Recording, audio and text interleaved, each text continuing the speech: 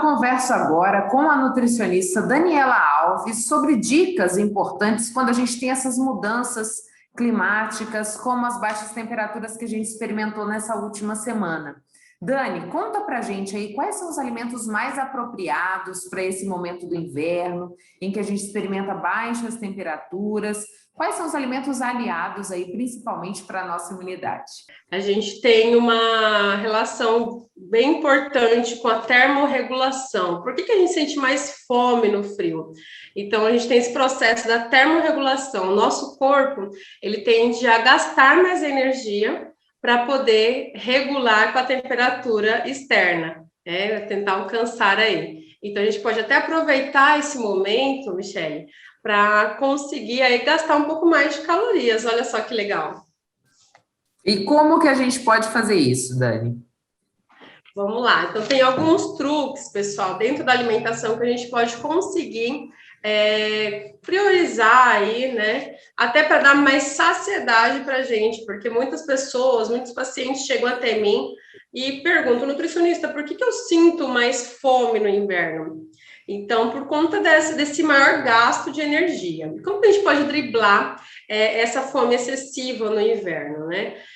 Adicionando aí alimentos com mais proteína e gorduras boas para dar essa saciedade. Então, um exemplo, adicionando ali mais ovos durante o seu dia, carnes magras, laticínios, né? Porém, a gente faz aí uma ressalva dos laticínios e carnes porque eles têm gordura saturada, então não pode comer em excesso. Gorduras boas, a gente coloca aí as frutas como abacate, coco e até os azeites, tá?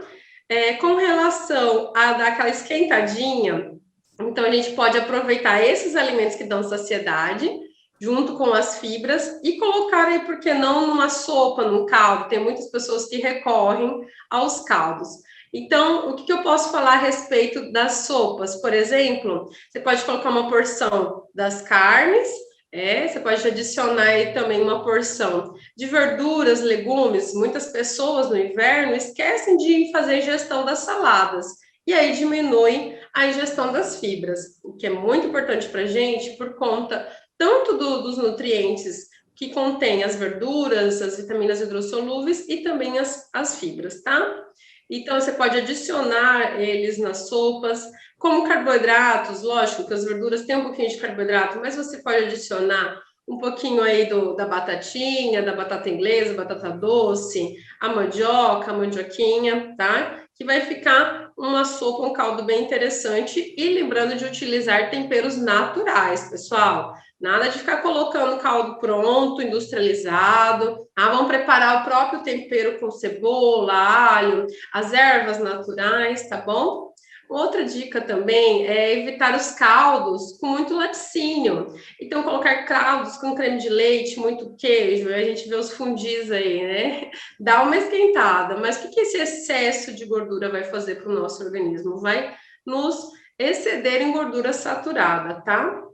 Então, com relação aos caldos, nós podemos dar essas sugestões. Outras opções também são aquelas, em vez de ficar tomando chocolate quente, que eu vejo muita galera postando chocolate quente, cappuccino, que é rico em achocolatados, que é um chocolate industrializado, contém muito açúcar.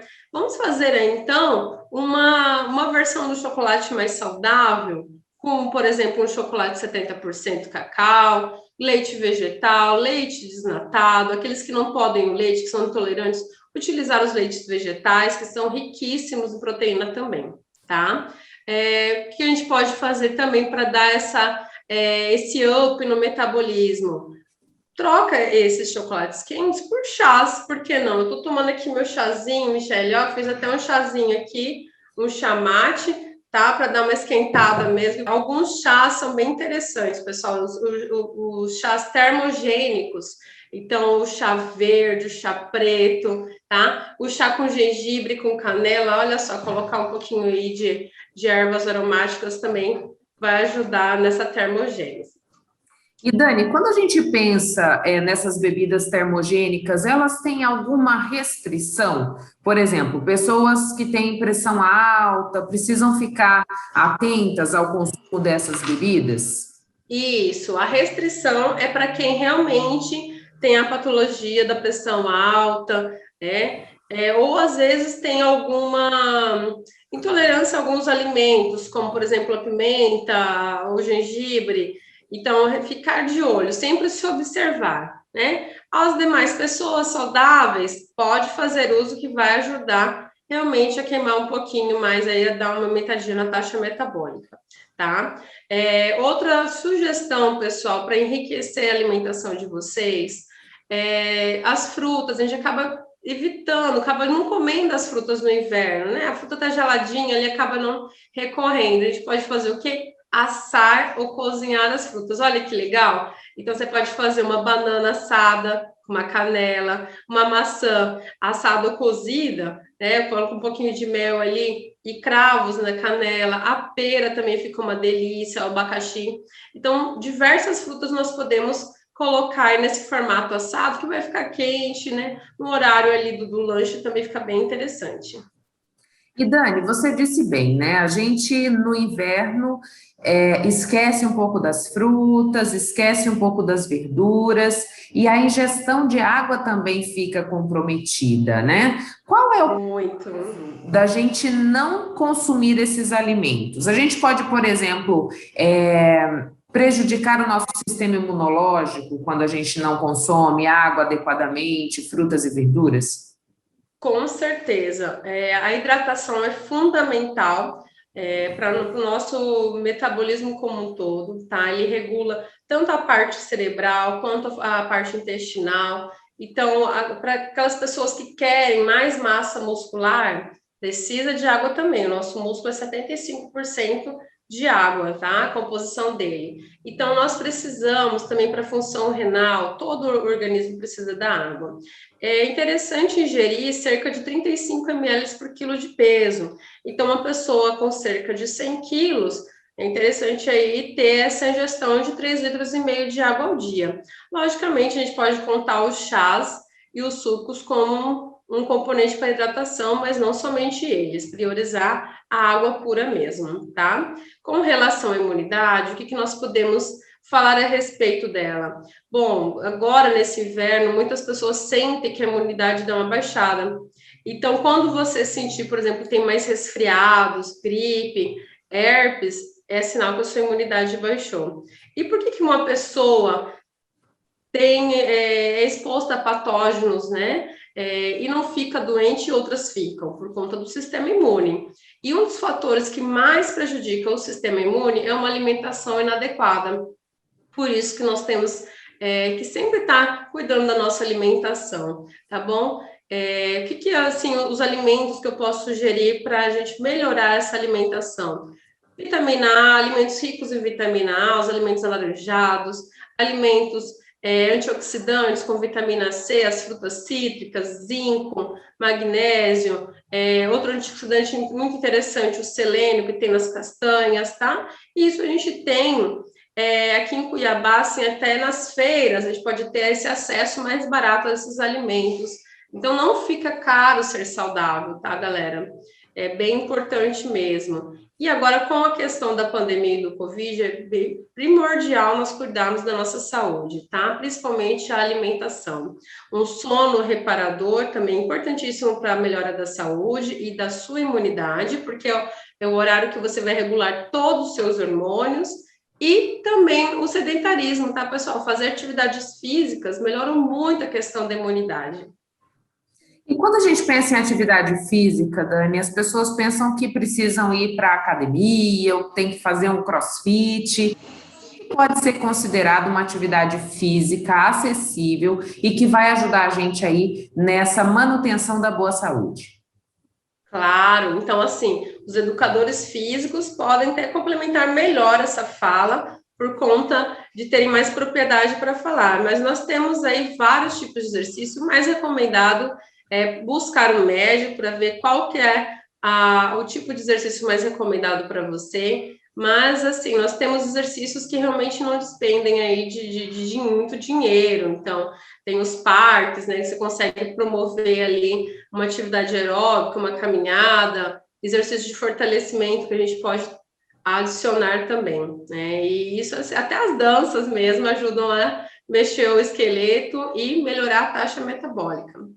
E isso que eu queria te perguntar, né? Só comer bem é suficiente? Ou qual que é o peso que o exercício tem nesse processo?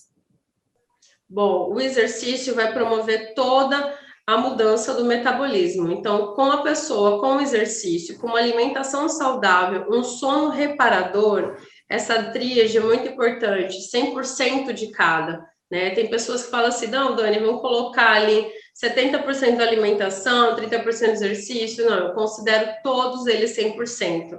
Manter uma boa hidratação, uma alimentação saudável, o exercício tem que estar 100% todos os dias. Hoje, a OMS já recomendou esse ano de 2020 que mais de 5 vezes por semana seria o recomendado, e não somente 3 vezes por semana, como era recomendado antes, tá? Nós temos proteínas que são ativadas no exercício que protegem a gente do vírus também, várias pesquisas estão surgindo, né? Então, nós temos que realmente manter a nossa rotina mais adequada para uma vida mais saudável e equilibrada.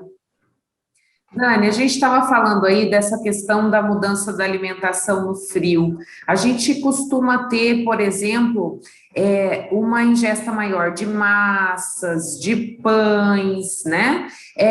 De que forma essa alimentação desequilibrada pode trazer um prejuízo, quando, por exemplo, eu favoreço somente os carboidratos? Certo. Então, lembra como a gente estava falando no início? No frio, a gente tem essa autodemanda, essa vontade de comer alimentos com excesso de gordura e carboidratos, até porque eles são fontes rápidas de energia. Então, o nosso corpo realmente pede isso. Mas o que ele pode prejudicar, então? Toda hora comendo um docinho, um carboidrato com índice glicêmico muito alto, a gente pode fazer adicionar ao hormônio da insulina, tá? E você acionando o hormônio da insulina a todo momento, futuramente você pode ficar resistente à insulina, né? A gente vê muitos pacientes em Cuiabá, a gente tem pesquisas que mostram a quantidade de pacientes diabéticos que tem na região do Mato Grosso e Cuiabá. Então, o que acontece também? Aquelas pessoas que são viciadas em doce, e a questão da ansiedade, por ser inverno, ter a pandemia, o lockdown, ter que ficar mais tempo em casa.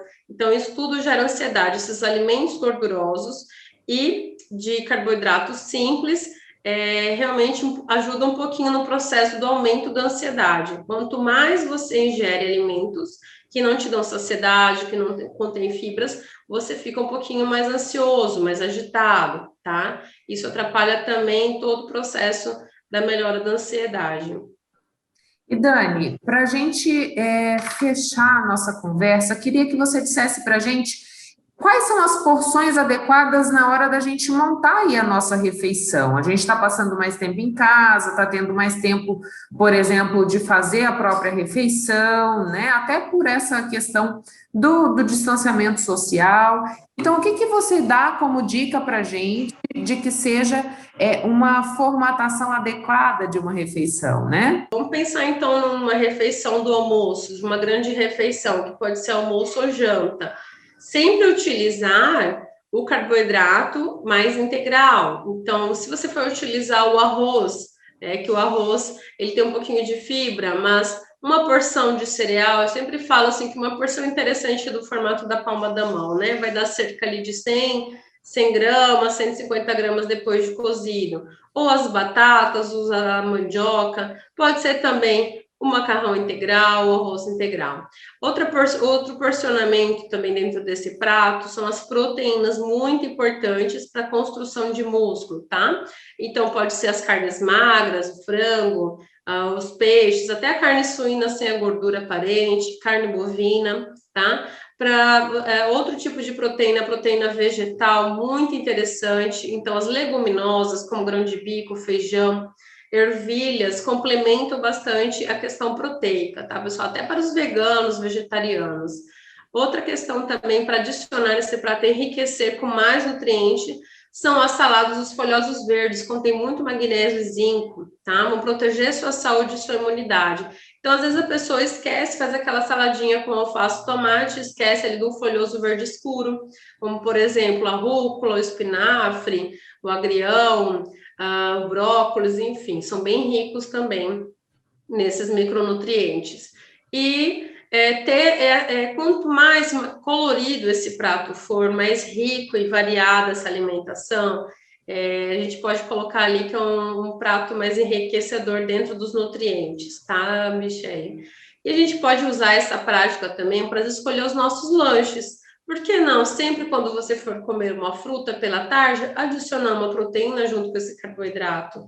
Vai te dar mais saciedade, tá? Isso serve para as crianças também, tá, galera? Os filhos que estão em casa, por que toda hora eles têm fome? Que dá uma frutinha só, né? Se adicionar um iogurte junto, um leite, um mingau. Legal que a relação dos mingais também, pessoal, agora que tá frio, muita gente recorre aos mingaus. A gente pode adicionar leite desnatado, leite vegetal e a fibra aveia, por exemplo, tá? Adoçar eles com frutas secas, um pouquinho de mel, o mais natural possível. Quanto mais a sua escolha for saudável, melhor vai ser a sua imunidade e mais qualidade de vida você vai ter. Não saia daí, a gente volta já.